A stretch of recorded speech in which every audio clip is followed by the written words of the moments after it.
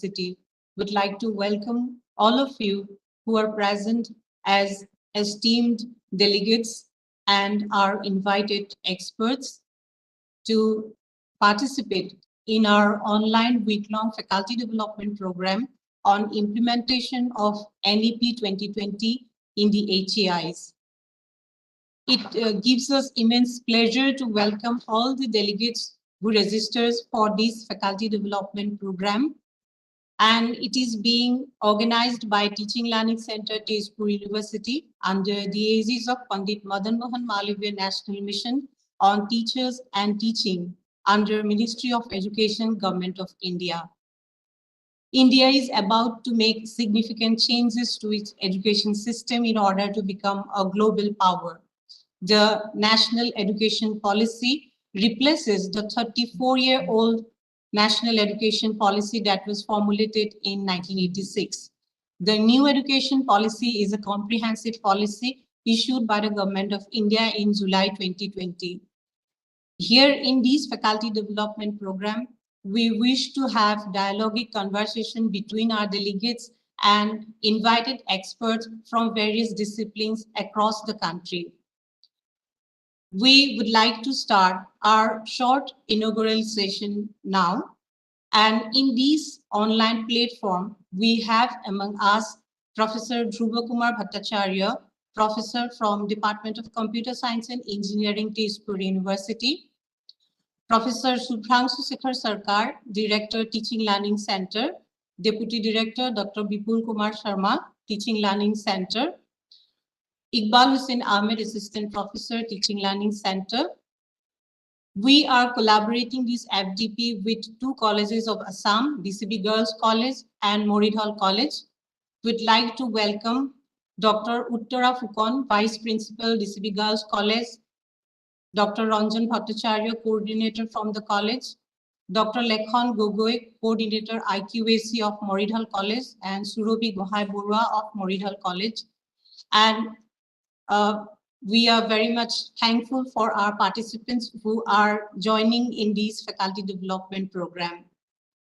I would like to call upon now Dr. Bipul Kumar Sharma, Deputy Director, Teaching Learning Center, to kindly deliver the welcome address to our delegates. Sir, please.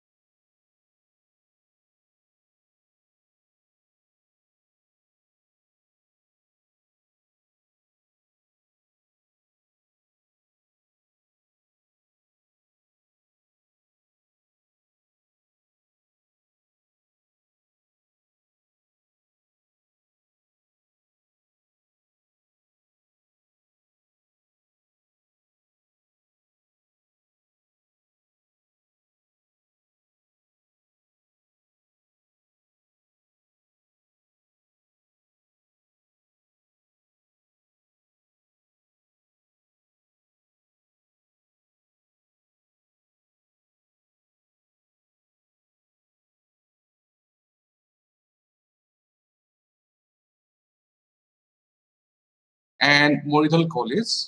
I welcome the members of these two colleges, Dr. Uttara Fukan, Vice Principal, DCB Girls College, and Dr.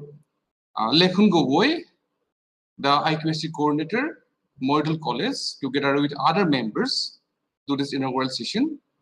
We have with us Professor Dhruva Kumar Bhattacharya, who happens to be a professor in the Department of Computer Science and Engineering of Tezpur University. I welcome you, sir, to this inaugural session, and we are waiting to hear from you. We have nearly 500 participants for this faculty development program. I welcome you all to this inaugural session, and I hope that your active participation will make this program a memorable one. Thank you very much.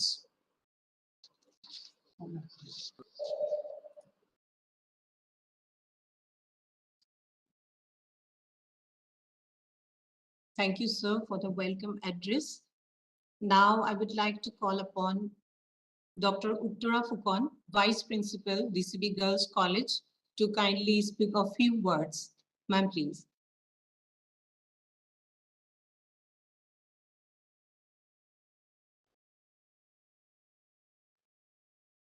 And if Dr. Uttara Fukan is not present, Dr. Ranjan Bhattacharya from DCB Girls College, I would like to request any one of you to kindly speak a few words.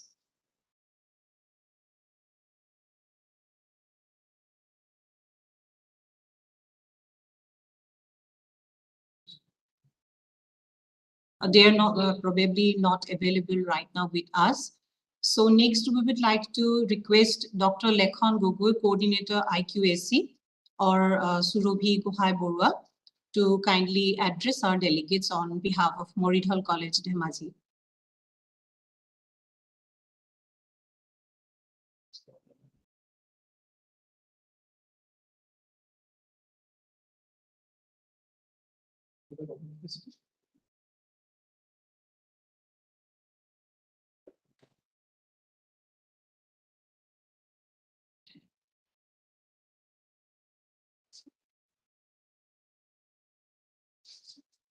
Dr. Lekhan Gogoi or Surabhi Gohai Borua, if you are present here, so kindly speak a few words on behalf of Moridhal College.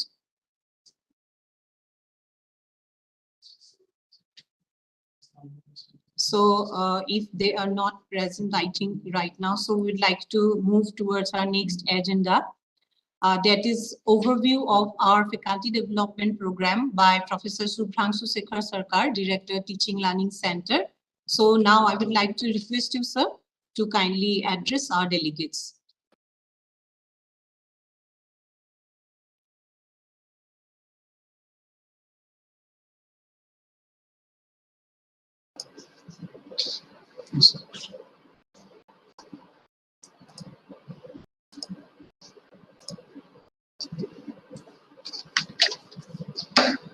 Thank you, Sapna. Thank you very much. And it's really a pleasure to welcome you all to the inaugural session of the Faculty Development Program on National Education Policy 2020.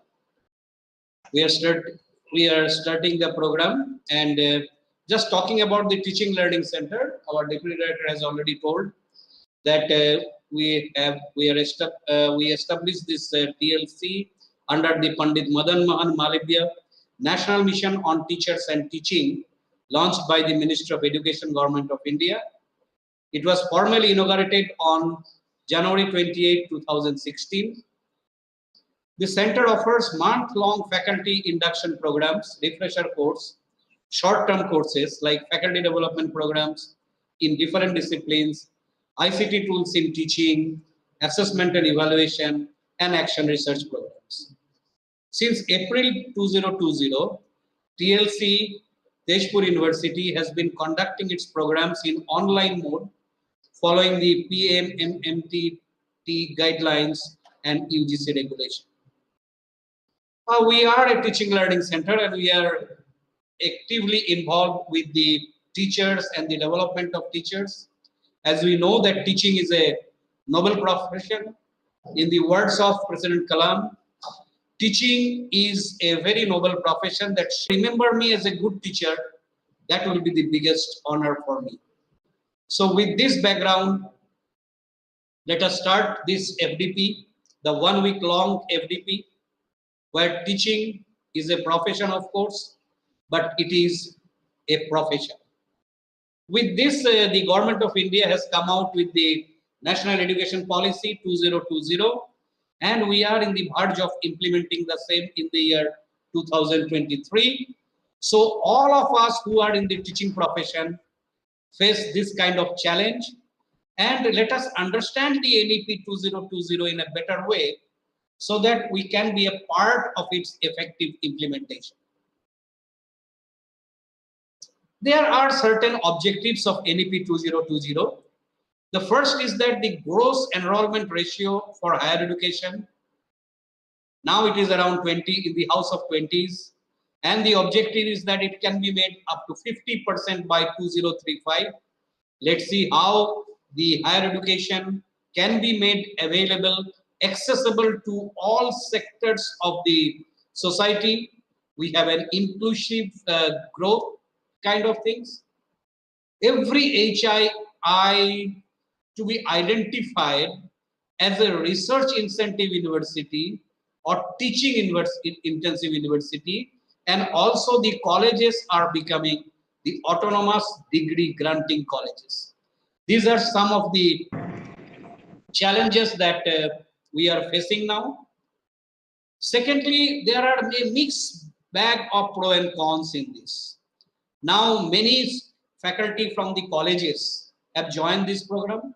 We are very happy that around 500 faculty are here, faculty and also some of the non-faculty.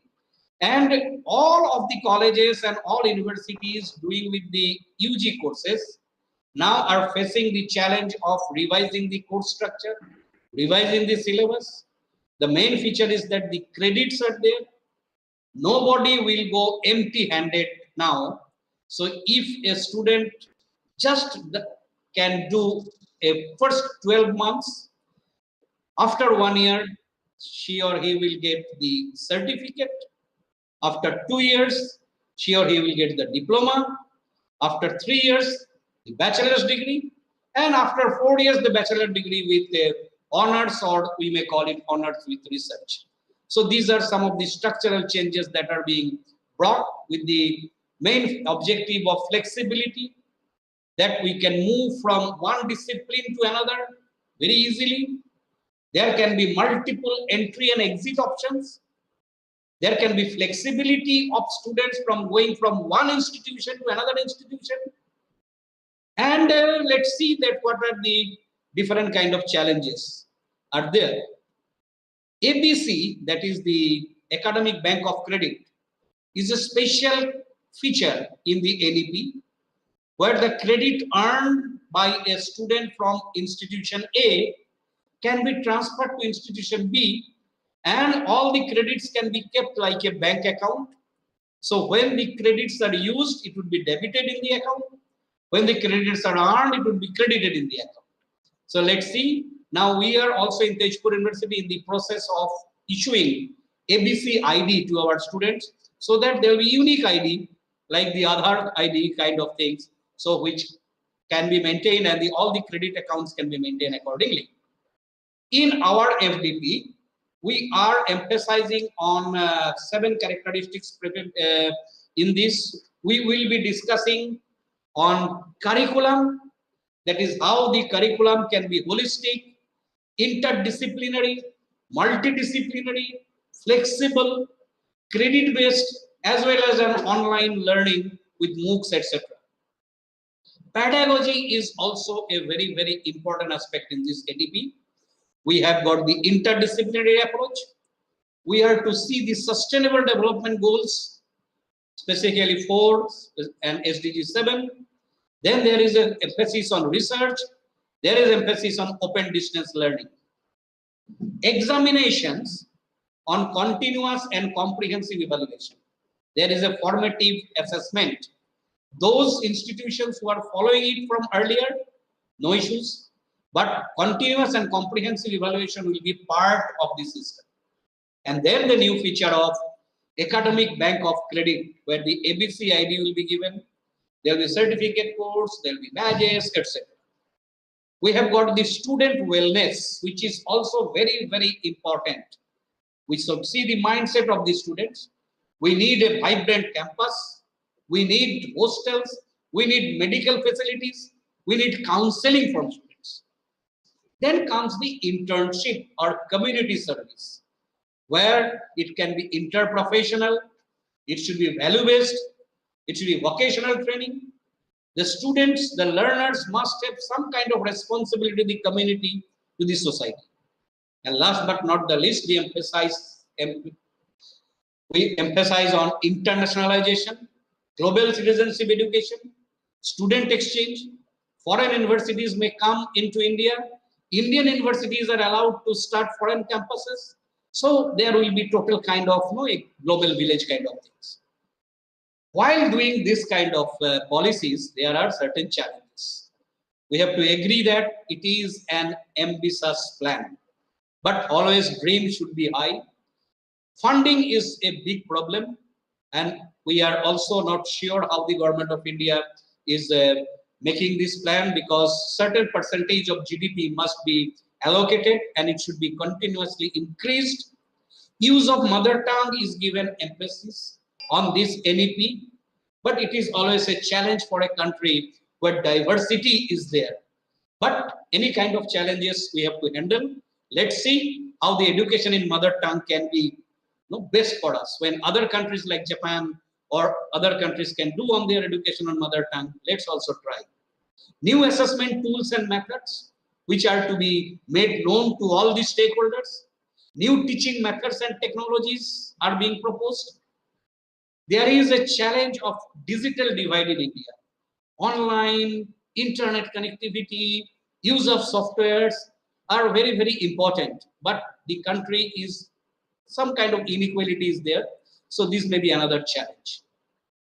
With these objectives, that to make the points clear to all the participants, we are organizing this faculty development program, and we are really grateful to the overwhelming support from and the interest that is being shown by all the faculty, specifically from Assam, but all over the country. And this program is being represented by many people from outside the country, outside the state also. We have the inaugural address where Professor D.K. Bhattacharya, a person with a great honor, a person with a equal expertise in administration and research and teaching, he will be giving the inaugural address. Then there will be the keynote address given by Professor Alok Kumar Buragohain on philosophical foundation of new education policy. Dr. Alok Kumar Buragohain is currently the Chancellor of Girijananda Chaudhary University. Earlier, he was the Vice Chancellor of Dibrugarh University. Then in the afternoon session, we have invited Dr. Pankaj Mittal, who is the Secretary General of Association of Indian Universities. She is one of the prime persons in implementation of the NEP as well as in the online teaching. We are very much grateful to her that in spite of our pressing engagement, she has agreed when we told her that the people from Northeast, people from Assam and all other eager persons are joining to know something about national education policy. So she has agreed on our proposal. Then we have got Professor Sudhanshu Bhushan, who is the Vice Chancellor in charge at this moment in NEP, Delhi, a person who is actively involved in the implementation of NEP. So he will talk on the faculty enrichment in higher education. Tomorrow, Dr. Shakila Shamsu, who is the former OSD in the charge of NEP Government of India. She has been actively involved in the implementation of NEP. She'll be talking of restructuring of curriculum framework for higher education. Then there will be a session on curriculum design for outcome-based education by Professor Poonam Batra, who is the former professor of CIE of University of Delhi, a very knowledgeable person in NEP. And it will be followed by Professor Rishikesh Senapati, who is the former director of NCERT New Delhi, who will be talking about quality education as envisaged in NEP 2020. Then on Saturday, we have a special session. We have invited the person who is involved in restructuring our course structures, etc. in Tejpur University. So it is Professor Debojit Hajarika, who is a professor in the Department of Mathematics. He will be sharing our own experience that how we are doing our revisions on UGC curriculum structure for 4-year UG course. In Saturday afternoon, we will be having one recorded session. I will come back to that. Then we will be having another live session by Professor Mona Khare, who is professor and head of Department of Education Finance in NEPA, and she will be talking about reconsidering vocational education and skilling and employability. which is a very, very important part of NEP 2020. Then on 1st of May in the afternoon session, we have a discussion by the Vice Chancellors. So we have invited 4 Vice Chancellors here. Professor Debabrata Das from RUCOM, Professor Apurva Palkar, who is the Vice Chancellor of Maharashtra State Skill University, Professor Ramesh Deka, who is the Vice Chancellor of Cotton University, and Professor R.M. Pant, the Vice Chancellor of Assam University. They will be sharing their own experience in the implementation of NEP in their organizations as well as in other organizations of the country. Then we have got a live session by Professor Abhinash Pandey, who is the Director of Inter-University Accelerator Center, Delhi, who will be discussing on optimal learning environment and support for holistic development of students. And then on Saturday afternoon, we will be uploading one recorded session, which is very, very important, on academic bank of credit as well as multiple entry and exit. It is our former Vice Chancellor here, Professor V.K. Jain, was one of the architects for this section in the NEP. And that's why he's thorough on this. So we will be uploading one recorded session by Professor V.K. Jain and on this particular very, very interesting topic of economic bank of credit. In the valedictory session, we have the main person of implementation of Assam, the NEP, Professor Nani Gopal Mahanta, who is the Advisor Education to the Government of India, will join all the faculty present and will be sharing the experience and also the vision of Government of Assam in the implementation of NEP in various organizations or various institutions. So this is our plan. In the valedictory session, we will be joined by our Vice Chancellor here, Professor Sambhunath Singh, who is the current Vice Chancellor of Tejpur University, as well as the registered Dr. Viren Das. We have got the live sessions daily, 2 sessions, one in the forenoon, another in the afternoon. We have got one recorded session on Saturday afternoon. We have got various kinds of activity and assessments. Your feedbacks are necessary and certain kind of activities may also be given to you. Kindly participate in all live sessions. Please watch the recorded session. Participation in activities is also important. The feedback, we will wait for you and please fill up the feedback and submit in the classroom and participation in general feedback. Please enjoy the sessions both in online mode, in the WebEx, as well as please be in touch with Google Classroom. And we hope that this next 7 days will be very much enriching for all of us and let us have it as much interactive as possible. Our earnest request to you, kindly join the live sessions. Kindly make it interactive also at the end, because all the speakers are devoting their own time. They are coming with all the seriousness. And with this, I think that you will support us by your active participation in all the sessions. Thank you very much. And we welcome once again to this 1 week FDP on NEP 2020. Thank you.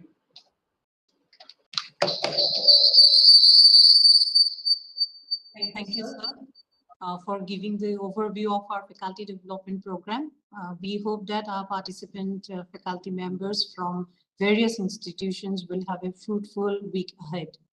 Now we can see that the representatives of both the colleges are with us. So I would like to request to give a very short address to our participants.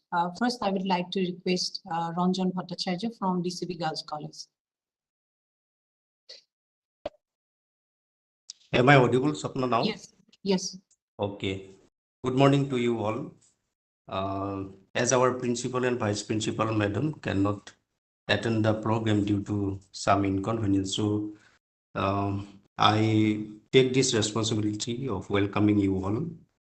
On behalf of the DCB Girls College, welcome you all to the week-long FDP on a very important issue. At the outset, I I would like to thank TLC TU University for collaborating with us for organizing a FDP on these relevant issues. NEP will be implemented from coming session, but we have several doubts and confusions regarding various aspects of NEP as well as its implementation process. I hope this FDP will be sufficient enough to resume those confusion and doubts from our mind. Faculties of several colleges have joined in this program. I offer my sincere thanks to you all, and I hope successful completion of this FDP program. Thank you. Thank you, Sapna. Thank you, sir. Now I would like to request Dr. Lekhan Gogoi from Morithal College.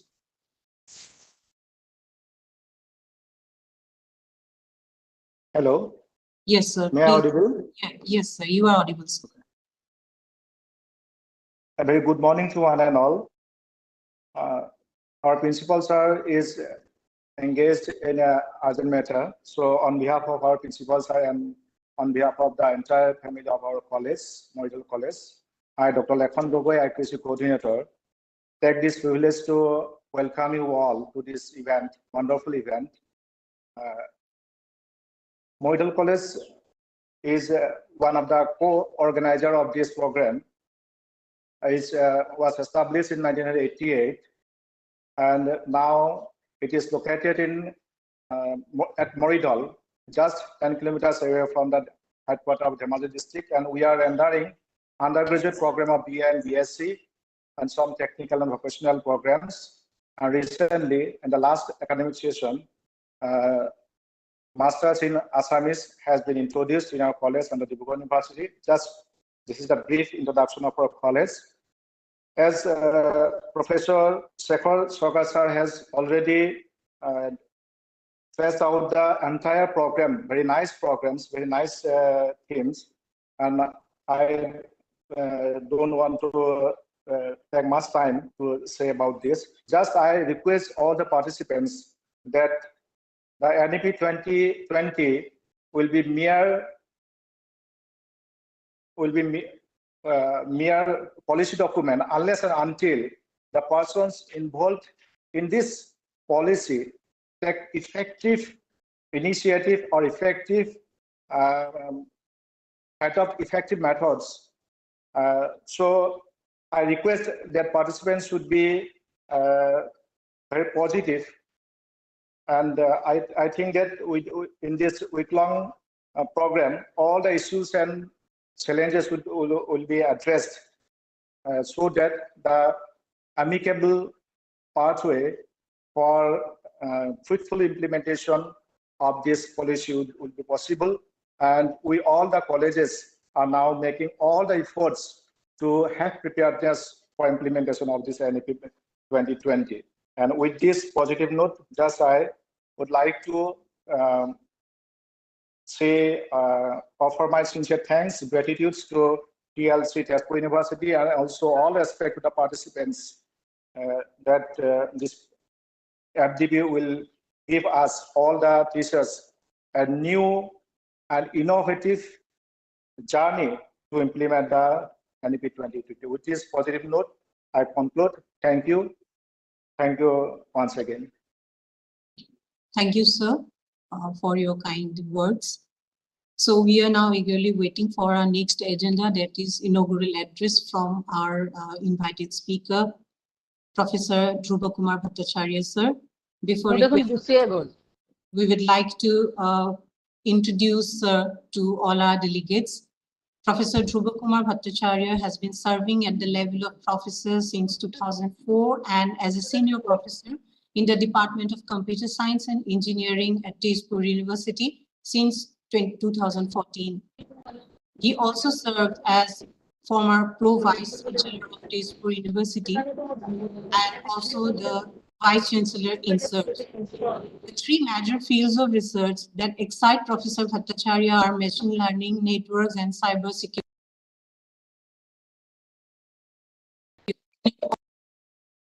His contributions are significant.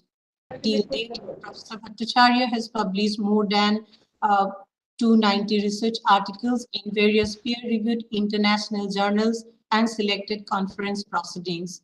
Professor Bhattacharya has authored and edited around 20 reference books in the field of machine learning and its applications. It will be worthwhile to mention that Dr. Bhattacharya has successfully completed 14 major research projects and 2 are ongoing. He is also on the review panel of most major research grants for DST and several other international funding agencies. Machine learning research at Tezpur University led by Professor Bhattacharya has already been recognized by Ministry of HRD as a center of excellence, one among 20 others in the country. Research works in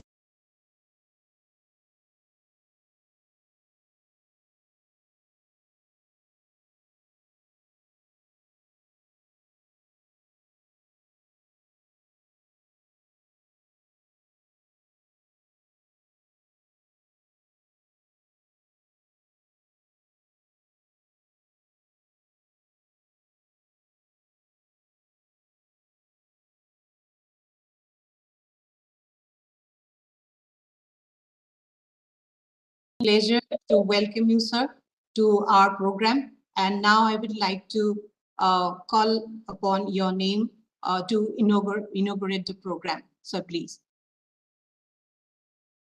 Am I audible? Yes, sir. Yes, sir. So respected Professor Subramanian Shekhar Sarkar and his group for organizing this beautiful event. Respected colleagues from Moridol College and DCP Girls College as team organizers, and my dear participants. This is a very important event, and I would like to thank TLC and both the colleges. Yes, if any doubt, any confusion arises while implementing NEP 2020, it needs to be clarified. So, I mean, this kind of workshop or week-long program, of course, will be very much helpful for all to clarify any doubt. So, I'm very happy to be part of this inaugural sessions, and thanks for giving me this opportunity. I shall focus mainly on developing education for sustainable development using new education policy framework towards development of a better India. So education for sustainable development should be the major focus of this new education policy framework. The NEP framework recognizes, or it is supposed to recognize, the need for the sustainable development agenda and emphasizes the importance of integrating ESD into all levels of education. Now, question is how to incorporate ESD, or Education for Sustainable Development, in the NEP framework. There are several ways. Number one, developing a culture of sustainability. Every higher educational institution is to ensure that the NEP framework will focus on developing a culture of sustainability by promoting a sense of responsibility towards the environment, community, and society. And this is possible through inclusion of sustainability-related topics in the curriculum, organizing sustainability-related events and activities, and encouraging students to participate in environmental projects. Number two, creating a framework for sustainable development. One major objective of NEP framework should be to create a framework for sustainable development that integrates social, economic, and environmental concerns. This can be done by incorporating sustainability concept in the curriculum and developing and adopting a sustainability focused policies, open electives and programs. Number 3, encouraging innovation and entrepreneurship.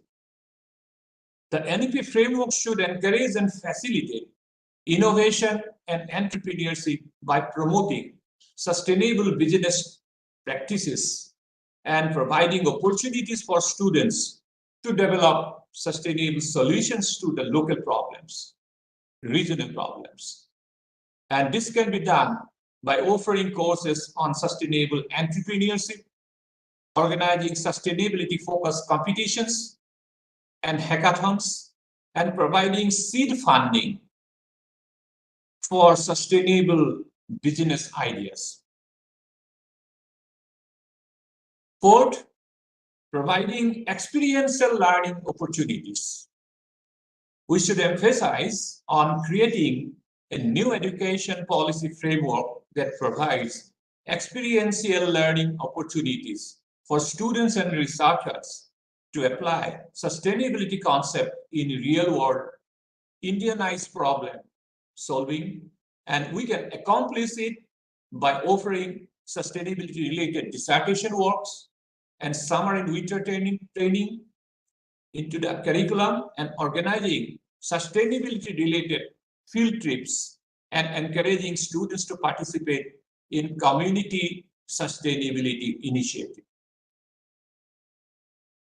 I believe that if one follows all this, then it will definitely help develop the skills and knowledge needed to address the sustainability challenges. Next, the NEP framework must emphasize the importance of multidisciplinary research in education to address complex challenges in the society. Already Professor Sarkar mentioned in his agenda. Now, how to do it? It should involve drawing multiple academic discipline and perspective to address complex problems that cannot be adequately addressed by a single discipline alone. For example, if we take a problem from the computational linguistics, so we know to solve such a problem, we need expertise from the linguistic department, from the sociology, from computer science, and also to some extent from the statistics. So it cannot be a single discipline problem. So you need to draw expertise from multiple disciplines. So there are 4 prominent ways to make multidisciplinary research integral to NEP framework towards development of a sustainable India. Number 1, collaborative research. The NEP framework should encourage collaborative research across different academic disciplines to address complex challenges in education. And we can achieve it by promoting multidisciplinary research centers, organizing research workshops and conferences, and providing also seed funding for multidisciplinary innovative research projects. Second, curriculum development. Multidisciplinary approaches need to be developed and adopted to teaching and learning. And we need to promote cross-disciplinary courses. We must have to facilitate training to teachers on multidisciplinary teaching method. In recent time, that you need to improve your teaching methods by incorporating multidisciplinary approaches and developing multidisciplinary research projects that can be integrated into the curriculum. Because if you don't incorporate any dissertation work, that practical learning will not be there. Third, innovative research method. The NEP framework should encourage the development of innovative and affordable research methods that can accommodate the unique perspective of the multiple discipline. Fourth, community engagement. The NEP framework should encourage multidisciplinary research that involves community engagement. We can achieve it by involving stakeholders such as parents, community leaders, and local organizations in the research process to ensure that the research findings are relevant and applicable to the needs of the community Many times we take up a problem and solve it academically, but this may not be of use for the society if you do not take their input, because the actual effectiveness or utility of your solution will be possible only when you bring it to the commercial level, only you bring it to the actual real life domain. So by promoting multidisciplinary research, curriculum development, innovative research methods, and community engagement, the NEP framework can facilitate multidisciplinary research in education and contribute to the development of a more holistic and comprehensive education system. Next, the NEP framework must have a trust to contribute to the rural economy by promoting sustainable agriculture, entrepreneurship, and community development. So here also, I believe that the 4 distinct aspects the NEP framework should emphasize or should consider for better growth of the rural economy. You know that our state has a lot of, issues related to our rural areas. So if that education institution should take up these problems there and how we can improve the economy of those rural areas, and that should be a major concern. So number 1, sustainable agriculture. The framework should promote sustainable practices, agricultural practices, by educating farmers and how to use natural resources more efficiently, economically, reduce waste, and also to protect the environment. We can also encourage the adoption of agroforestry, which can help increase the biodiversity, improve soil quality, and provide additional income streams for the farmers. Second, entrepreneurship.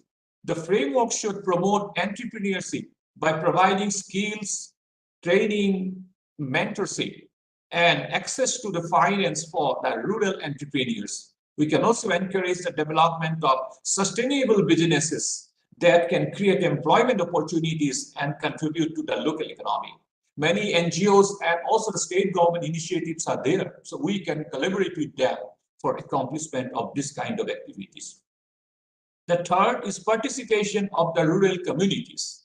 The framework should promote the participation of rural communities in the sustainable development initiatives. And this can be done by organizing community-based projects that focus on the sustainable energy, waste management, and water conservations.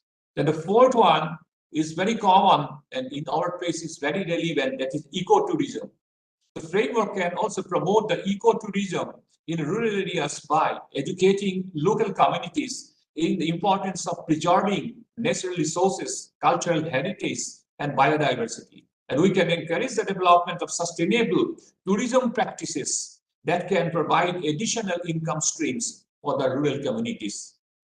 Then finally, that an appropriately designed NEP framework can contribute definitely towards the development of rural economy in the other ways also. Fifth, skill development, like this framework can provide the training and vocational education that can help the rural communities to acquire the skills needed for employment in a range of sectors. And this can include training in areas such as agriculture, healthcare, tourism, and renewable energy. Second, entrepreneurship.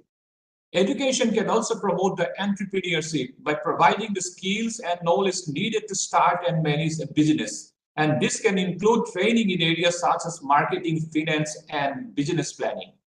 Then the next is access to information. We need a dynamic information infrastructures. Like here now, we are availing the internet for this kind of events. So if we want to bring our knowledge, bring our education to the remotest corner of these things, then we must have a dynamic information infrastructure.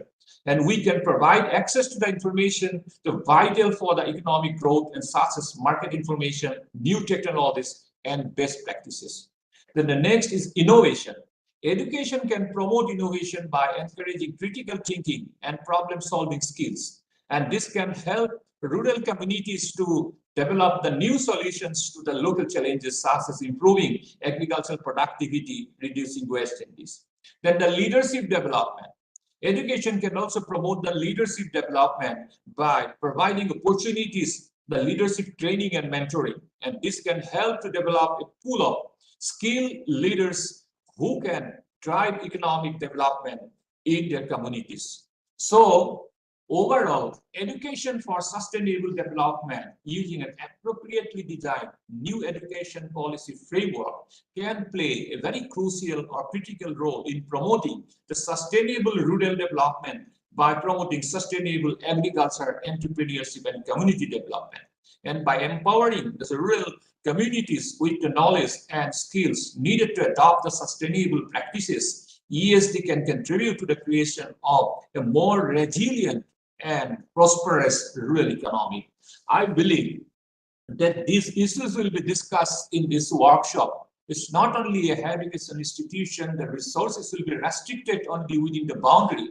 It should go to the remotest corner, and there should be a continuous outreach activity so that we can disseminate the knowledge, we can extend our cooperations for practical implementation of NEP towards development of a sustainable country. So thank you very much for giving me this opportunity. With this, I declare that this event is inaugurated.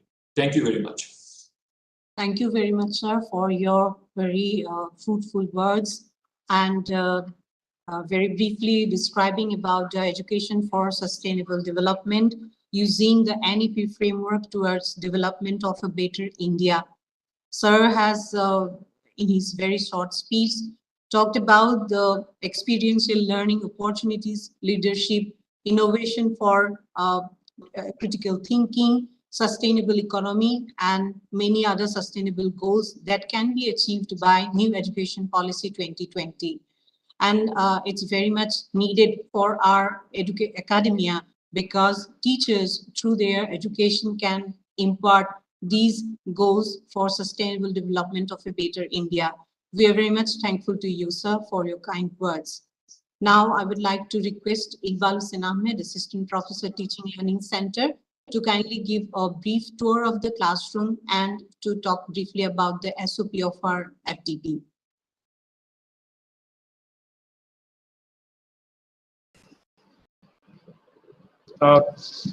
Thank you, Shapna.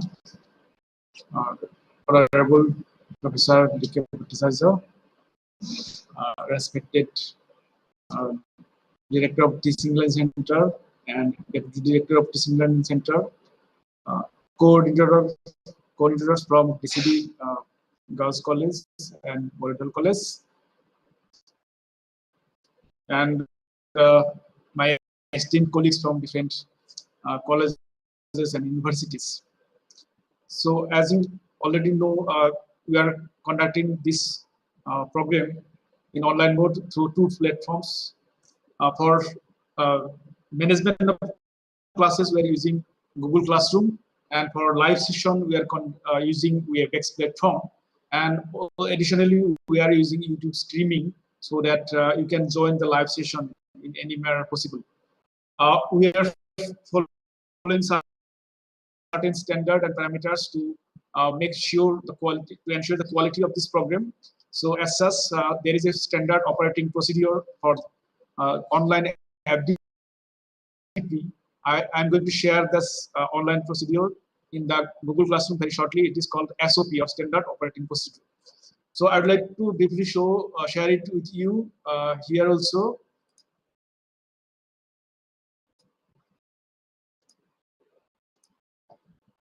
So I think it's visible now. So this is the standard operating procedure that will be shared in the classroom, and anything related to this program will be decided on the basis of this SOP only. As we have already mentioned, in the Google Classroom, all the participants must join using a unique Gmail ID, and multiple account is not allowed. And the program is partially self-paced because we are expecting that all of you will join the live sessions and interact with the resource person, because this is very, very special program designed for implementation on NEP in 2020. So interaction with the resource person is very, very vital for this program. So we are encouraging you to join the live session. just in case you have a very important official engagement, you may watch the session later on using our recording that will be shared in the classroom. This Google Classroom is also working as a discussion forum. You can see that below every post in the Google Classroom, you'll be allowed to post your comments. So there you can start a discussion about any topic besides discussing with the resource person. Obviously, we have also created a WhatsApp group for all the registered participants, and you can share your problems there. So we have uploaded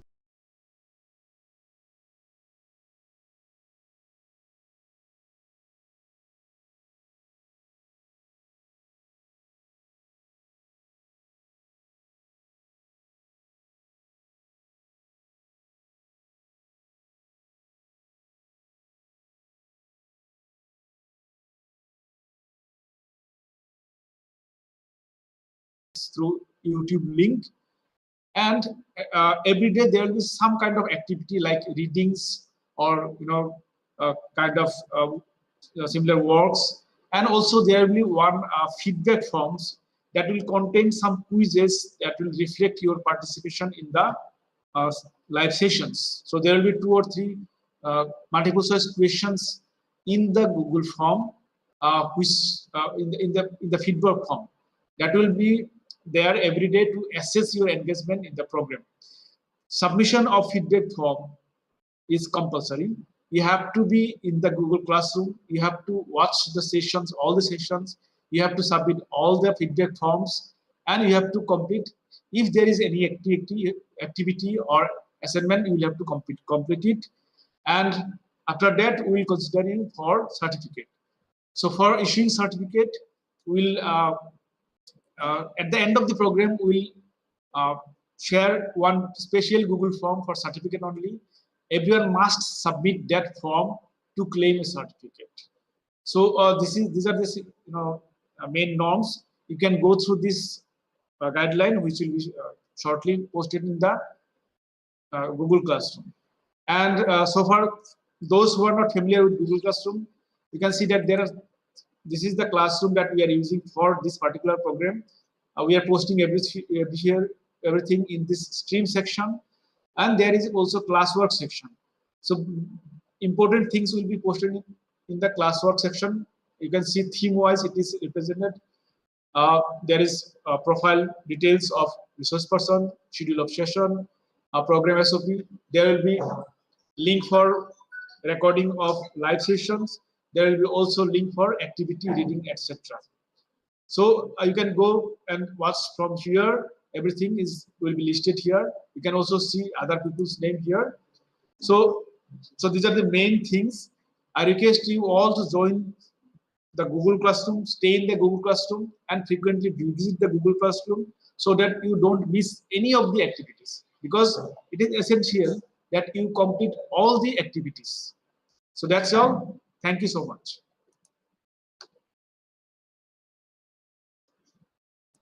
Thank you, Iqbal, for showing the classroom and also mentioning about the standard operating procedure of our faculty development program.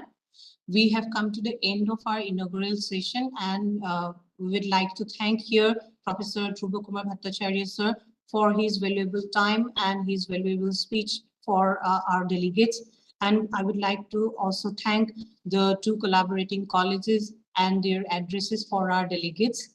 And thank you all for joining this inaugural session. Without any break, we are going to start the first technical session, that is the keynote speech of our faculty development program.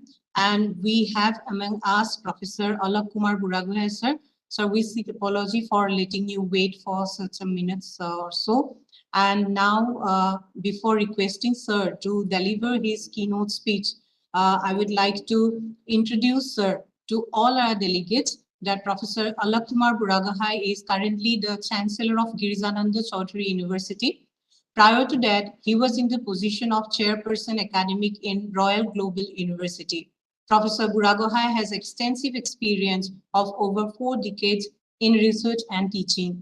During the last 10 years, Professor Buragohai has stints in academic governance, first as the Registrar of Tezpur University and as the Vice Chancellor of Dibrugarh University, Assam, for full terms of 5 years each in both the positions.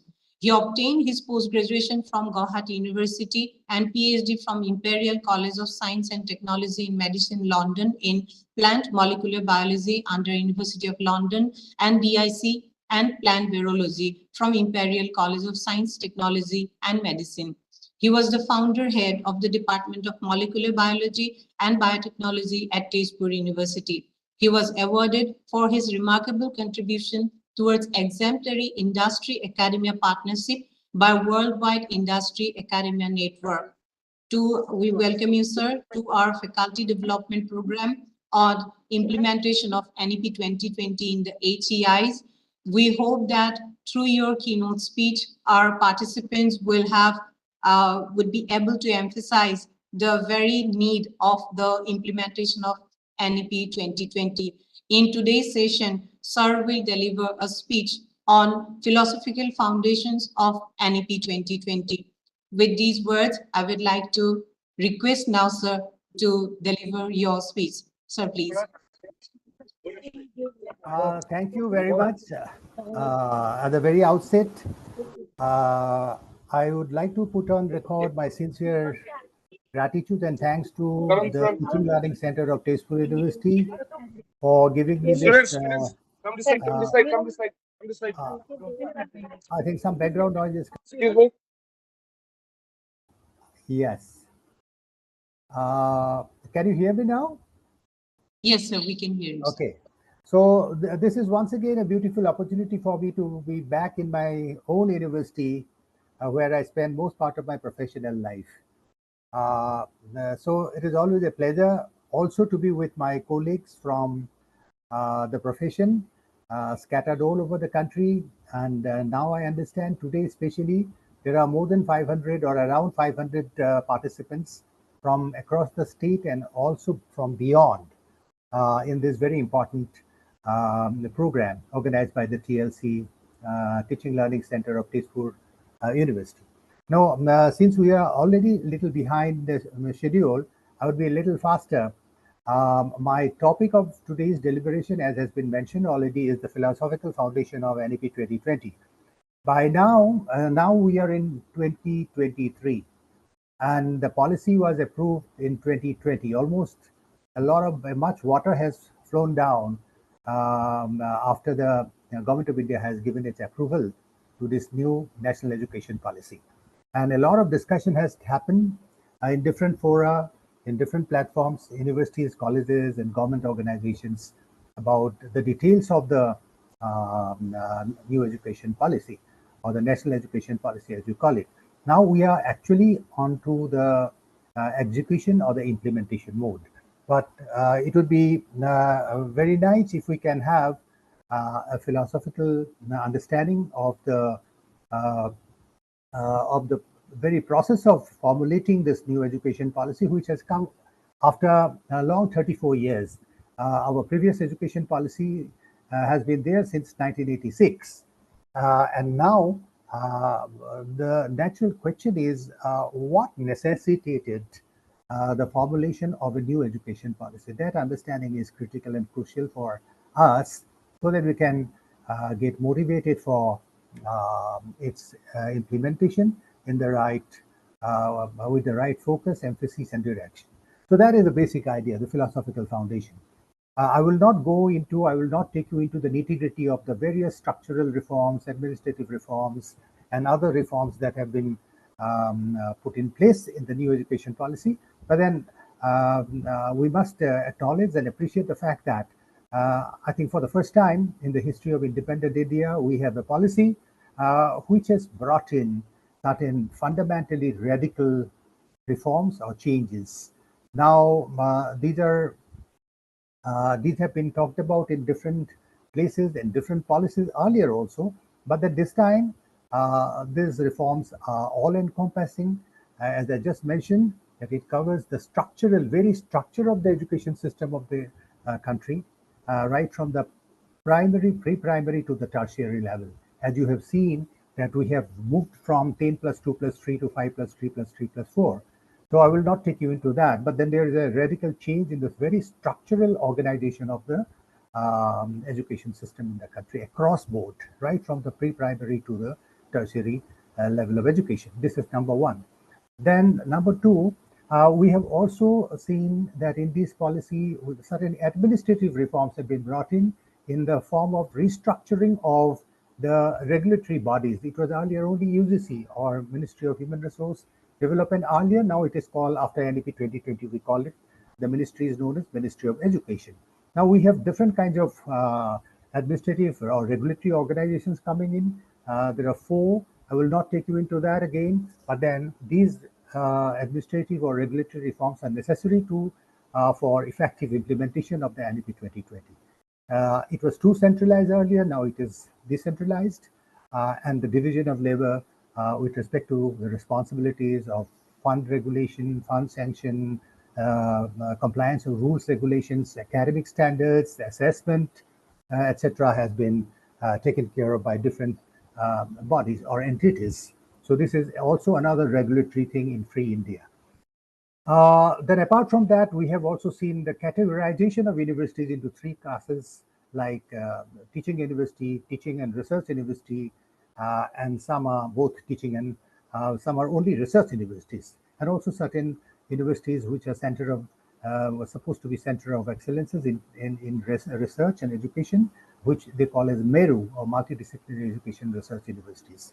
Apart from the general universities that we have in the country, which have been categorized into 3 classes, as I said. One class of higher education institutions will be just dedicated to teaching.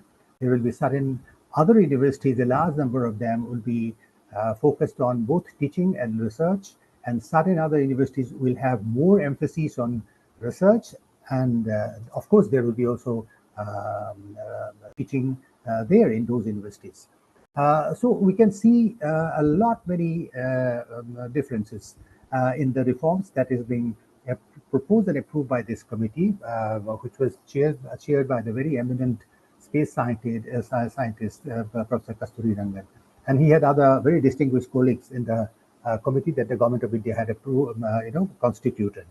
Whenever I had to change the slide, please tell me. Whenever I will. I will just tell you, this is the beginning, the background I am giving, and I will take you to the foundation, the philosophical foundation.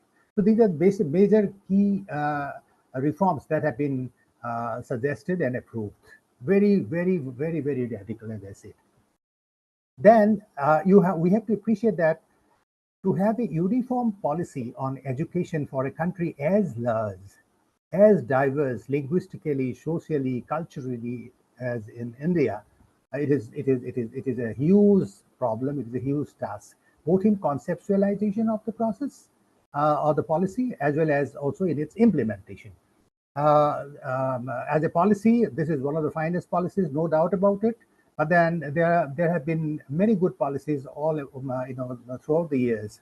But then the actual beauty of these policies can be realized only when these are truly implemented in letter and spirit. So with respect to NEP 2020, this presents a huge challenge for all of us concerning, because the country is too big, too diverse in so many ways that we all know about. So apart from that, we have to remember a few things as to why this new policy has been necessary, as I said. We had also very difficult background in the form, in the sense that the country had been for more than 200 years under the colonial rules. We have the baggage of immediate historical baggage of discrimination, injustice, and all those kinds of things, persecutions by the British. So all these things are there. When India has become independent, we carried forward, we had inherited this kind of legacies of the colonial rule that we have to also take into account while framing any policy relating to education. And most importantly, not only this immediate historical background, India had a very rich, have a very rich heritage in knowledge system. We cannot ignore that very strong historical or civilizational knowledge system that the country has as its own invaluable heritage. We cannot just put it into the realm of history and just confine ourselves to the legacy of the British colonial rules, which really had impacted on our society, politics, culture, education included.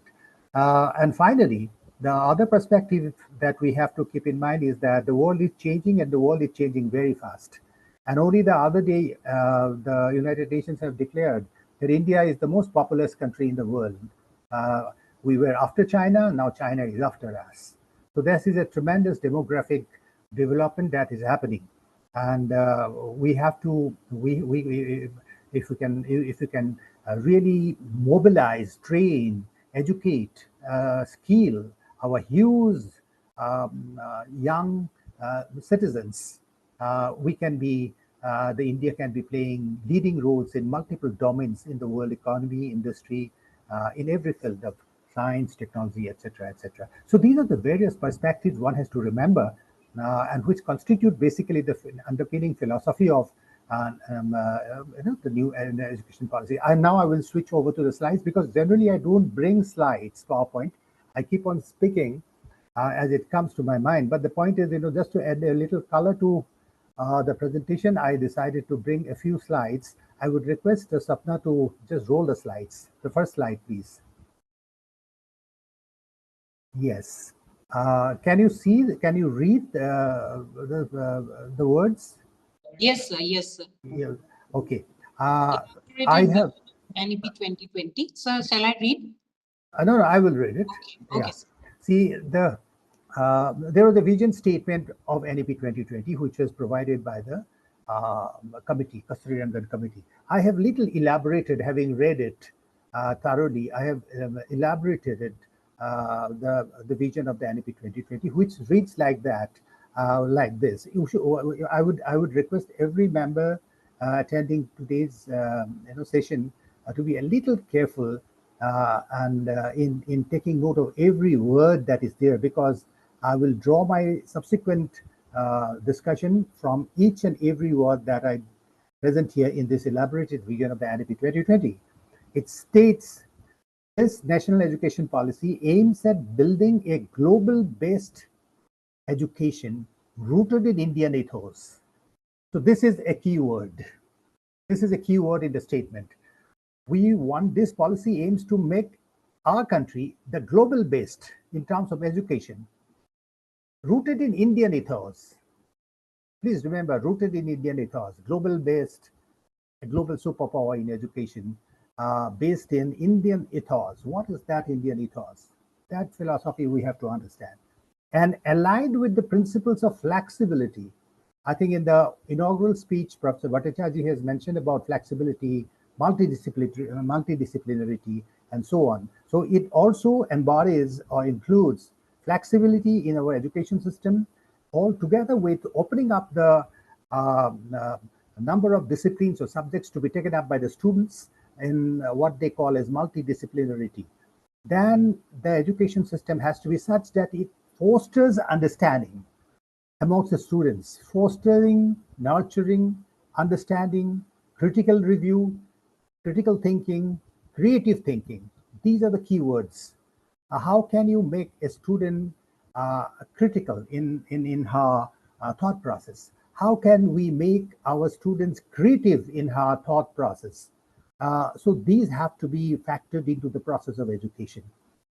Then the element of ethics has been also brought into the NEP 2020. There is a focus on ethics. So there is a derangement, there is a dilution or devaluation of the human values and ethics in today's world. So we should be careful about it, and it has to be adequately addressed in the education policy of any country. Then also the education policy has a focus on human and constitutional values. What are the universal values that makes a man or a woman, a human being? What are those human values that distinguish us from other organisms in this planet?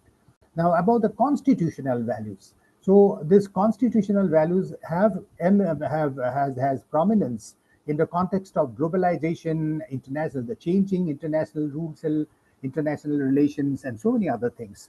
So, as a citizen of India, or as a proud citizen of India, every educated youth must have understanding and appreciation about our constitutional values. Otherwise, if that is not built into the system of education, you cannot expect patriotism, you cannot expect any social commitment of our students, future students or future citizens to our own country's society. We cannot have our students lost in the milieu of globalization. That is the point, as I understand. Then capacity building in teachers. So everything is fine. Everything is absolutely fine in this NEP 2020. And every success of this policy, as I say, this is one of the finest piece of policy documents I have ever come across. Now, having said that, its implementation is critical. Its implementation is crucial. Its implementation is at the crux of the beauty of the whole policy. And if the government provides all the money, if the government provides all the infrastructure necessary for its implementation, even then, this policy will not be implemented. I repeat again, if the government of India, the state government, give us all the money for creation of all the infrastructure and facilities necessary for implementation of this new national education policy, still then it will be not implementable, provided if, the big if is, if we teachers are not properly oriented, we are not constantly upgraded, upskilled in the field of teaching learning process. This is critical. Regular teaching of regular capacity building in the teachers is very, very important, right from the beginning till the end, because learning is a lifelong process. It never stops. It doesn't mean that I am on the verge of my retirement. What is the point studying? What is the point learning new things? No, we have to keep on learning. That is the basic purpose of education, continuous learning. I will come to these points later on also. Then also, it will be very, very critical for implementation, not money, not infrastructure. Capacity building in teachers will be critical input for implementation, and also good governance and autonomy. If the institutions are not given, universities and higher education institutions do not have good governance mechanism in the delivery of education to the students, it will not happen. That has to be seen critically. And autonomy. Autonomy is a very sacred word in the realm of education. So autonomy has its own significance and values inherent in the process of education, critical inquiry, thinking, thought process of the students, of the teachers, of the research scholars, that I will bring again in my subsequent slides. And then outstanding and also respect for diversity, equity, and inclusivity. As I mentioned in the beginning, that India is too vast, too diverse, and we have to built in the component of respect for this diversity of the country in our education system. We must ensure equity and equality, inclusivity amongst all sections of the society of the country, rich, poor, urban, rural, irrespective of the caste system, religion, language, everybody should have access to education equally and equitably. And that is inclusivity. And also at the top of it, what is India? What is required in this new education policy is that with all these Indian universities, Indian higher education institutions must excel in outstanding research, which will only transform India into a global knowledge superpower. So this is the summary, elaborated statement of this national education policy. Please remember, these are the critical points that we have to look into, right from making India the global best through all these kinds of things, flexibility, multidisciplinarity, respect for Indian ethos, then the critical creative thinking, ethics, human constitutional values, capacity building in teachers, good governance and autonomy, respect for diversity, equity, inclusivity, and outstanding research. These are the elements which will make, through implementation of the NEP 2020, India into a global superpower in knowledge. Next slide, please.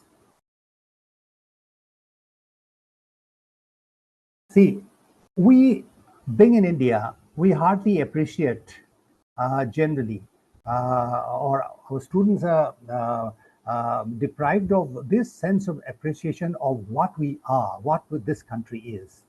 Now, I will, in this context, when this policy says that we are trying to make India the global leader based on the Indian ethos, what is India?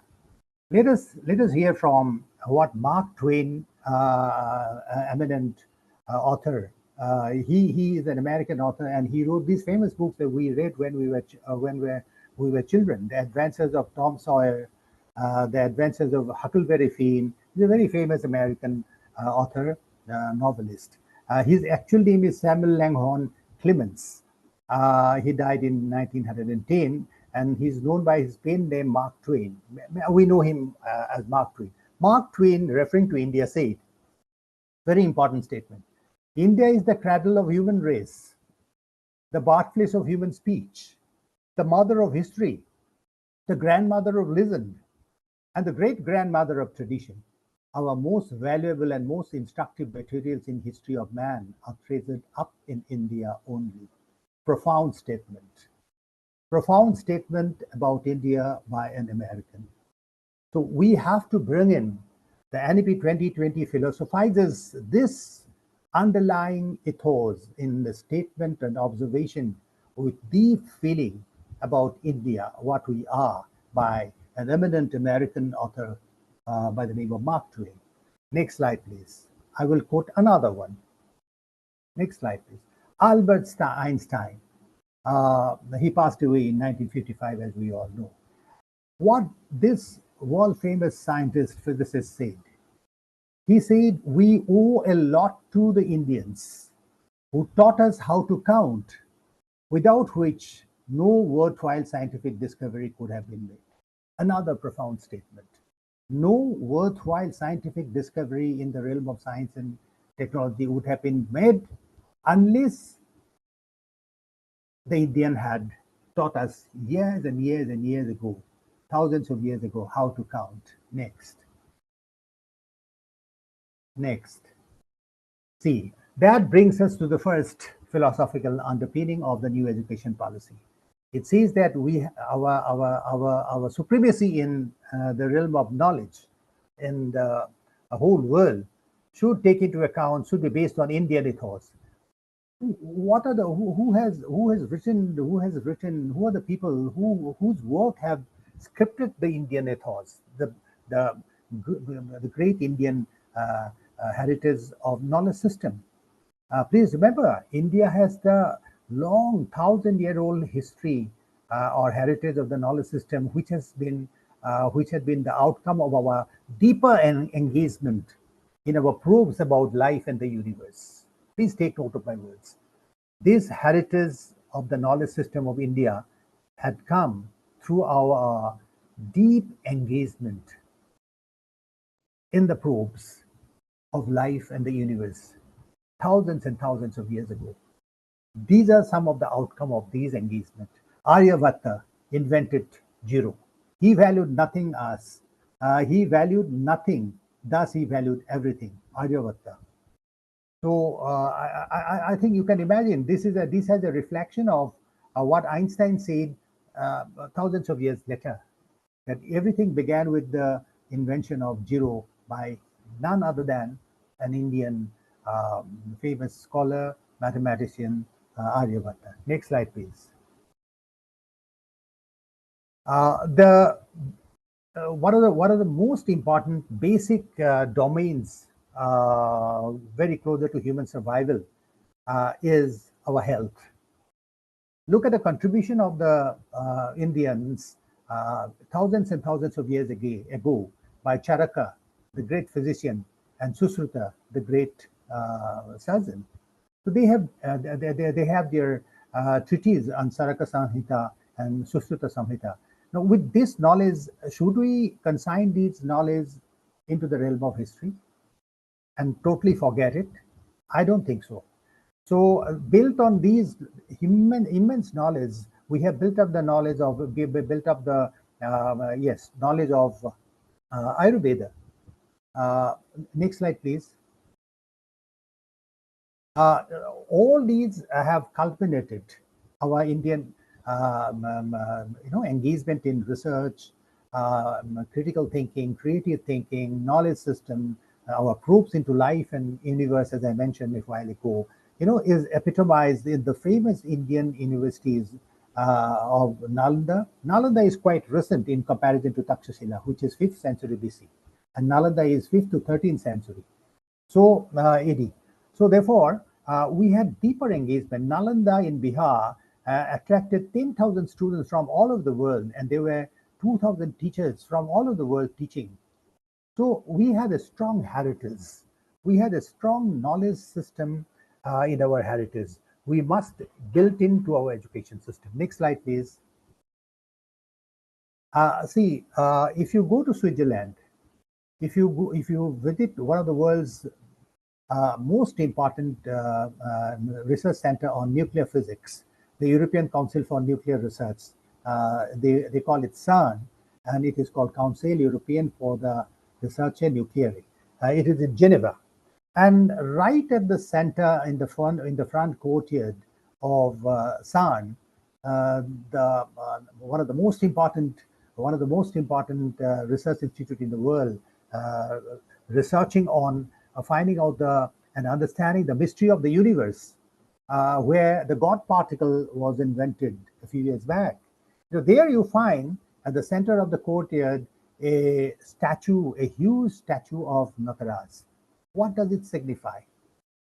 The Western scientists of today could appreciate or can appreciate the deeper philosophical meaning that this Tandava, which is called as the cosmic dance, depicted in this statue that I am showing you, which reflects the timelessness of the universe, the survival of the universe, the sustenance of the universe, the destruction of the universe. It is timeless. Nobody can say where it started. Nobody can say where it will end. Anadi Ananta. So these are the ethos of Indian understanding of the life and universe, which has resulted from our engagement of thousands of years in these probes, fundamental probes, had resulted in the epitomization of these feelings and understanding of this knowledge in the form of this cosmic dance of Shiva, and which is well appreciated by the modern physicists of the world today, and in none other than the European Council for Nuclear Research. It is at the center stage. So their appreciation, we have to look into it. This is very ancient, very Indian, and we have to take into account. This is just one picture, just one one European German university research institute I am showing, where Ayurveda is practiced very, very profusely. There are several. In France also, there are several Ayurvedic research institutes. Many Indians go there to not only teach, but also research, but also to take the benefit of the Ayurvedic medicine. So we cannot put this understanding of thousands of years about the universe, about life, about our health, our everything, by the wayside. As we have seen, I have shown that some of the most modern, some of the most advanced research institutes and the research-minded people in the world have embraced this.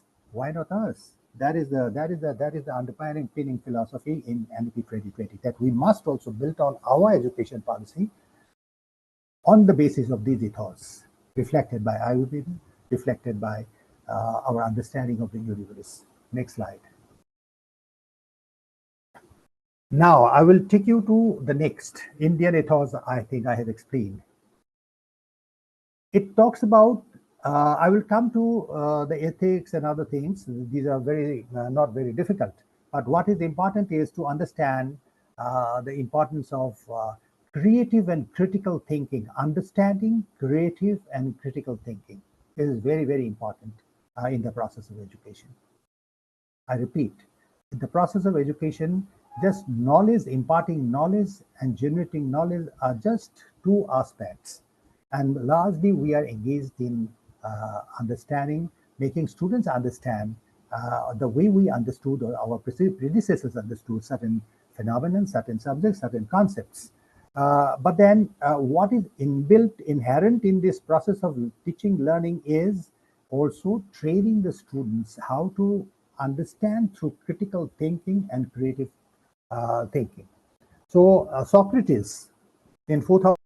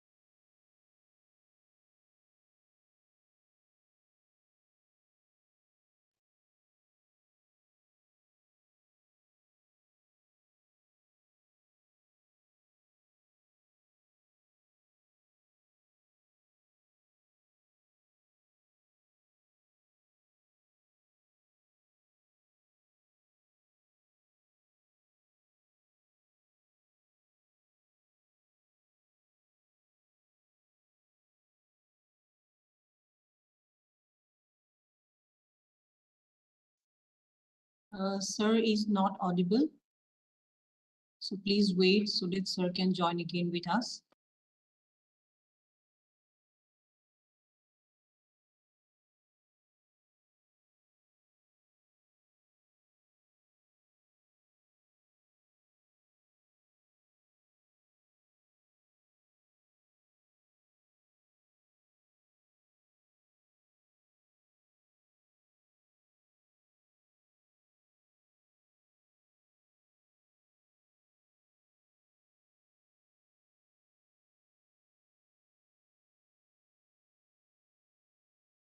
Sir, can you hear us?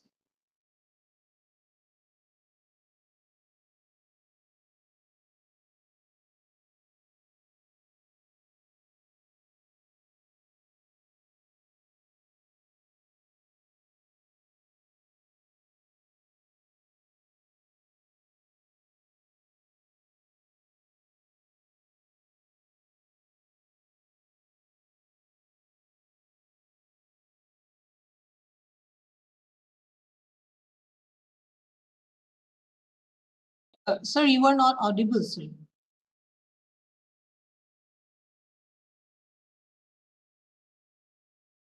Sir, can you hear us?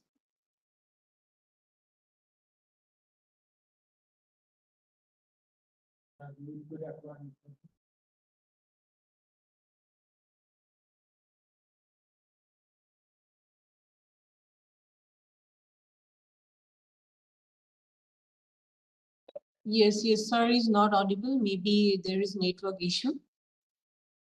Sir, you are not audible. Could you kindly rejoin, sir, if you are hearing us?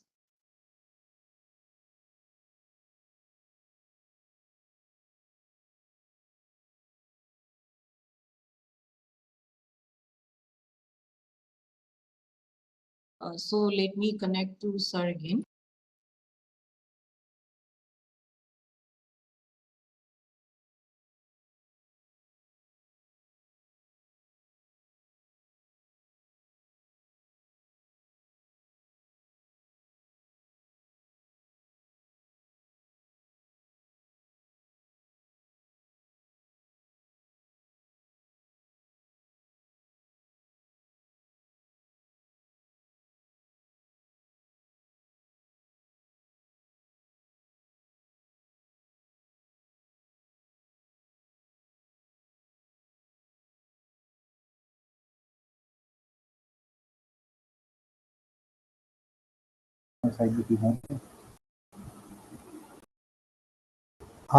Yes, there was a disruption again.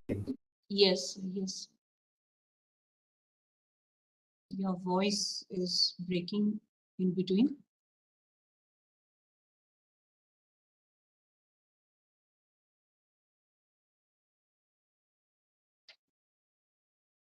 No, sir, you were not audible, sir.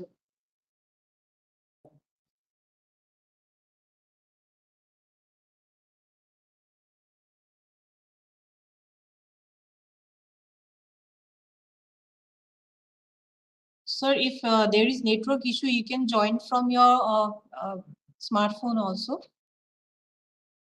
because we are not able to hear you, sir. Can you now can you hear me? Yes, sir. No. Yes, sir. Yes, You can sir. hear me. Yes, sir. Okay. Okay. Yes, sir. Okay. Let us quickly go now. Okay. See, I was referring to the one of the pioneers in human history in teaching pedagogy. Socrates said that I never teach anybody anything. I only make people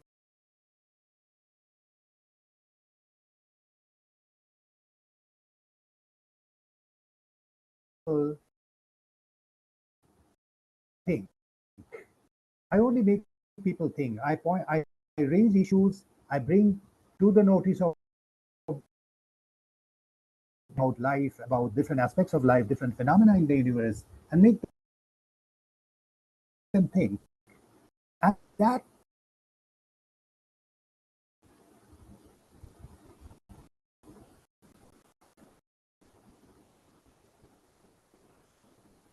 next time.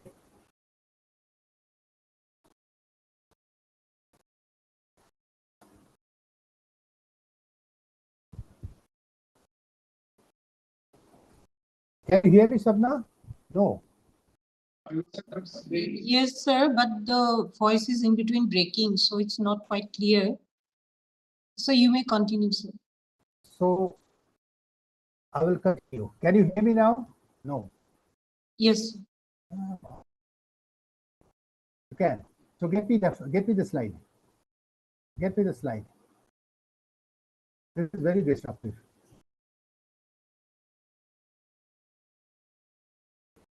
Sir, can you see the slides that I Can am you now hear? just... I can't see the slides. I can't see the slides. Yes, now Sir, I can see. Can you see? Can you hear? Yes, yes. That was in 470 BC by Socrates. Then later on, the famous philosopher, mathematician, René Descartes. René Descartes said, "Cogito ergo sum," which means "I think, therefore I am." So the very existence of human being is based on our faculty of thinking. And this has been time and again emphasized by great teachers and scientists, thinkers like René Descartes very recently in 1636, I think. And before that, can you hear me? The slides are gone. Sir, we are showing the slides. Maybe there is network issue. Now I can see. So see, and that is relatively recent if you compare it with the time zone or the time period of Socrates, 470 BC. They say the same thing, that the importance of critical thinking in teaching learning process. Next slide. But I will tell you, education. Etymologically, education is a process of leading or bringing in. So you can lead not with a thoughtless mind. So the importance of teaching learning in education institutions have been have witnessed a radical change in the 19th century by Wilhelm von Humboldt. He's a German. He's a German. People call him a polymath. He was an educationist. He was a politician. He was an international diplomat, and so on and so forth. But he used influence in Germany, Prussia, at that point in time. Now, this is the University of Berlin, which was established in I think 1821 by William von Humboldt. Next slide. Now, very disruptive.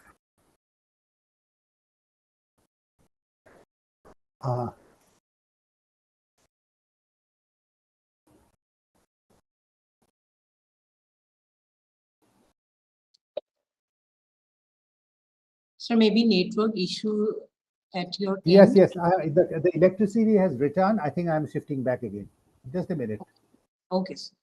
Just a minute. I'm shifting back. Can you? Okay.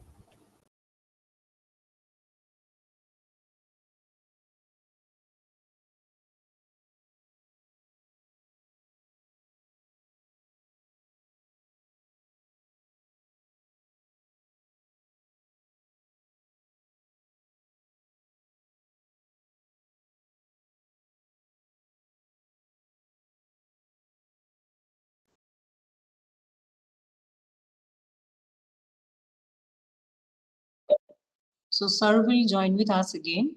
Kindly wait.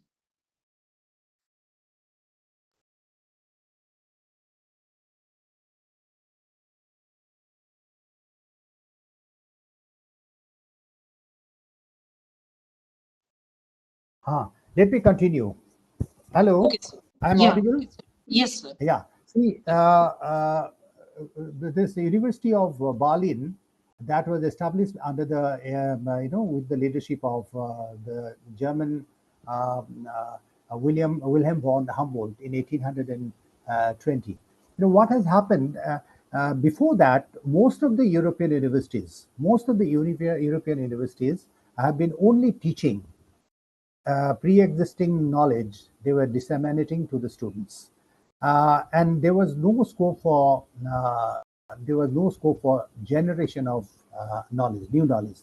A generation of new knowledge can come only through research. Now, William von Humboldt, he said that no, the universities must not only disseminate knowledge through education, but also generate knowledge through research. So the element of research has been brought into universities for the first time by the establishment of this University of Berlin. Now, this attracted many Americans to come to Humboldt's University, that the University of Berlin, and they had gone back to America. Now, what the Americans von Humboldt University was an institute committed to two dominant concepts. Please remember, these are outstanding, these are remarkable development in education. It said the two dominant concepts brought in by Humboldt to the universities in Europe, starting with the Berlin, freedom of scientific inquiry and the unity of teaching and research. Humboldt said that it is a place where scientific inquiry, he didn't mean only the subjects of science. Any inquiry is scientific, maybe in political science, literature. Any inquiry must be pursued with freedom, no influence, nothing else from any quarter. And also, he believed that teaching cannot go on without research. So therefore, this dichotomy of teaching and research in Indian universities is not good. And research we understand only from the perspective of PhD research. It is not that. Anything which is observed, investigated, inquired through a critical mind, following the universal methods of research, can be research, not necessarily leading to PhD. So therefore, a graduate student, even a younger student, can be made to do research. So this is very important. America realized this Humboldtian concept of education, that there should be freedom of inquiry, there should be a unity of teaching and research. Without teaching and research are the two faces, two sides of the same coin. Next slide. So with this learn, Berlin, the John Hopkins University in America for the first time, which were research based, leading to, for the first time, PhD degrees were awarded. Then came soon after the Harvard University. Harvard University was established as Harvard College way back in 1635, and it became a full-fledged university research engagement in 1863. And this was possible only by only because of some of the students of America had gone to Berlin, and in large numbers, 10,000 Americans had gone and got education in Germany. And the Humboldtian concept of education is very important. And later on, most of the research inquiry had flourished in American university, even though the concept was borrowed from Humboldtian Germany University. Because, remember, Humboldt always believed that if any university loses its autonomy, this freedom of inquiry is gone. It is compromised. So therefore, it is very important that universities are not funded by government. That was the concept of Humboldt. So most American universities, whether it is Harvard, whether it is Stanford, most of the American universities are philanthropists, are funded by philanthropic organizations or the trusts. So they were free from the influence of the government. It was whatever research, whatever inquiry had taken place or have been taking place to some extent, even now in American universities, they are free from any bias. Their autonomy is total. But then it is compromised. I will not take you into that. In many ways, it is compromised globally, including America. And this is the beginning of, what we call as the liberal art education, where multidisciplinary comes in, where flexibility, without flexibility, multidisciplinarity cannot come. And liberal art, we talk about liberal art education. Liberal art education started in the medieval European universities, which was fortified by the Humboldtian concept. So liberal art education allows the students to study any subjects of imagination and aptitude without those barriers of combination of subjects and all that. So that requires flexibility. So, and without multidisciplinarity, a holistic development of understanding of any world phenomenon or any concept of interest is not possible. Next slide, please. So these are the beginning of liberal art education from Humboldtian education, and the whole thing also influenced India. In India, in 1921. About 100 years after the Humboldtian Valley University on the concept of this autonomy, liberal art education started. In India, Viswabharati in West Bengal was established by Rabindranath Tagore. And what a profound statement of philosophy of education that you can see in the Rabindranath Tagore's poem, Where the Mind is Without Fear. I quickly read it, I cannot help it. It embodies the ethos of the Indian, not Indian, it embodies the universal ethos of education, of liberal art education. It says, where the mind is without fear and the head is held high, where knowledge is free, the autonomy, where the knowledge is free, freedom of scientific inquiry, as Humboldt said, where the knowledge is free, where the world has not been broken into fragments, broken into fragments of concepts, ideas, dogmas, orthodoxies, by narrow domestic walls, where words come out from the depth of truth, where tireless striving stretches its arms towards perfection, where the clear stream of reason has not lost its way into the dreary desert of the dead habit. The mind is led forward by thee into ever-widening thought action, into the heaven of freedom. My father led my country awake. This is the underpinning philosophy of liberal art education. And this is with this philosophy, Rabindranath Tagore started Visva-Bharati in 1920. This is one of the landmark liberal art organizations in the Visva-Bharati. And now look at, it's a tragedy, it's another matter that the Visva-Bharati is in a very different situation today. I will not go into detail. Next slide. Next slide, please. Now, liberal art education is very important. It is embodied in the critical thinking, creative thinking, and multidisciplinarity. This was stated long back by Leonardo da Vinci, Italian artist, scientist, another polymath.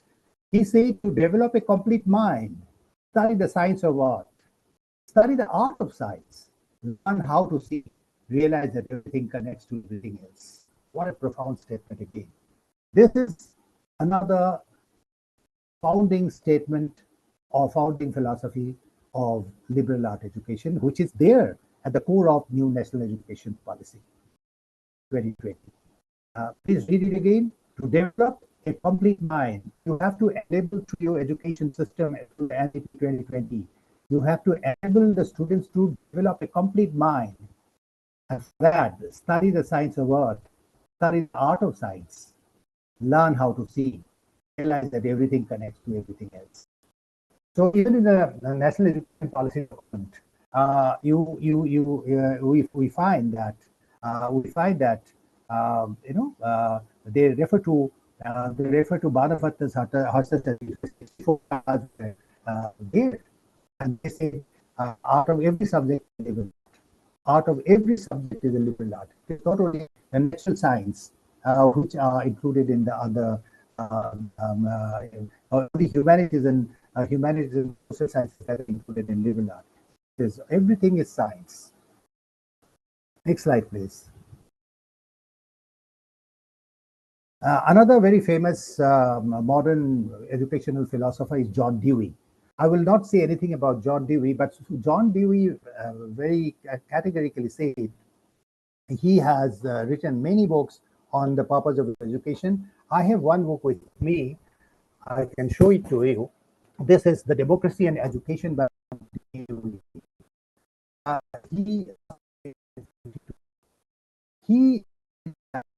Education is a social process.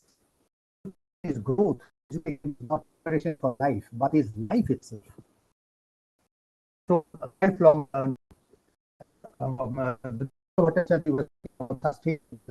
society is sustained through the process of education, and education is the process of leading, bringing up, bringing experience, and that is how the society grows, the society sustains itself. So sustainable education is at the core of education. I repeat again, sustainable society or sustainability is at the core of education. Education is a process of leading, bringing in new knowledge and creating growth for the society. Otherwise, it is many and through this engagement with the society, this relation of education and this purpose of education with respect to society increases social. If the social efficiency goes down, which is reflected in the decadence, in the culture, in polity, and in everything, then you know that it is not sustainable. We have not contributed, we have not been able to contribute to the renewal of growth, renewal of experience of the society through education. And hence, the survivability is lost and decadence sets in. And I don't have to explain anymore. We are in the middle of a lot of decadence now. If we teach today's students as we taught yesterday's, we rob them of tomorrow. Another profound statement. So we have to change ourselves, to constantly build new capacity in teachers. If we teach today's students as we taught yesterday, as we were taught yesterday, we rob them of tomorrow because we cannot learn history all the time. World is changing. The most important attitude that can be formed through education is that of a desire to go on learning, lifelong learning. So these are profound statements from John Dewey, eminent educational philosophers, which are embedded in the NEP 2020. Next slide, very quickly. The social inequality, so many years after, 75 years after independence, we can see slums in India. On the other side, we can see, skyscrapers. We can see elite schools in some society. Next slide, please. Next slide, please. And yes, and we can see, this the social disparity inequity is there. I will just quickly rate our general ratio is 7.1 in higher education. What does it mean? The large majority, almost 73% of our population, which can have a higher education institutions, are denied. This social inequity and inequality have to go, and new education policy envisages that. This is another. But and last point, we have to our students for the new industry 4.0 industrial revolution, which is. Can you go to the next slide, please? I will come back to this slide. Can you go back to the next slide? Yes. So these are the technologies that industry 4.0, today's world of technology and industry require, and economy require. Artificial intelligence, mechatronics, biotechnology, nanotechnology, digital humanities, digital scholarship, metaverse, big data analytics, blockchain technology, cybersecurity, and so on and so forth. And India can become a superpower only we have our vast number of students. We have today 38.5 million students enrolled in higher education institutions in the country in 1,043 universities and 42,000 plus colleges. Right. So we have to build in capacities in these domains, emerging domains. Go back to the previous slide, please. This is the last slide. Now, where do we stand? Previous slide. Previous slide, please. I'm coming to an end. Previous slide, please. Sir, I'm trying, but yeah, let me try again. My my charge is going out quickly. So are you talking about this slide? See, now when I say that to be a global superpower in industry and economy, we need our people, our students to get skilled, trained, educated in those advanced subjects of artificial intelligence, digital humanities, so on, blockchain technology. Now, according to the NASSCOM, an association for software companies, it says by 2023, this year, India needs about 2.7 million trained people in digital technology. Where are they? 54% of the people already engaged in the sector using digital technologies need reskilling. They have become obsolete. 2 billion positions in sectors using artificial intelligence, blockchain technology, and cybersecurity in India is going to remain unfilled because we don't have the people. So it is a big challenge for us to become global superpower in knowledge. We have to go with all these things. So thank you very much. I think NEP 2020 covers right from our philosophy, deeper philosophy, engagement in the understanding of the universe, liberal art education, the contribution of Von Humboldt, the development of the Berlin University, Harvard University, Johns Hopkins University in modern era, and in India, Bharati. And we have the heritage, we have the experience, we have the tradition, and then NEP 2020 envelops everything in one package, and it is a Herculean task to open that envelope and rid of the whole thing in translated work in the coming years. We should very much. Yes, I'm through. Thank you, sir. Thank you very much for this wonderful and informative speech that you have given for our delegates, participants. I hope they also find it insightful. Sir has talked about some key terms like flexibility, multidisciplinarity, critical and creative thinking, and ranging from the rich heritage of academics in India, Indian ethos. Sir has also tribes the importance of scientific inquiry and critical thinking and scientific research in Western universities. Now, with the implementation of NEP 2020, how we can reach the global superpower of knowledge, and we can touch the implementing the strategies of NEP 2020 in other sectors, like sir has said, that AI, nanotechnology, digital humanities, cybersecurity, etc. We hope that in coming days, India will soon achieve this power with implementing the goals that are envisaged by NEP 2020. We are very much thankful to Professor Alok Kumar Buragohai sir for your insightful and very informative and knowledgeable lecture that we are fortunate to hear from you, sir. We hope that our participants have a lot of questions in their mind, but as it is a keynote speech, we are not taking any question from them. But however, they can write their question in the chat box and also in Google Classroom, which we may take later on and we can discuss with sir. So with these words, we'd like to thank once again, sir, for your valuable time that you have spent with us. Thank you. Thank you so much. Thank you so much. And thanks all our participants Thank for you. your invaluable comments and your inputs. We would like to request you to stay connected for our next session to be started at 3:30 p.m. today. So with these words and thanking one and all present here, we would like to conclude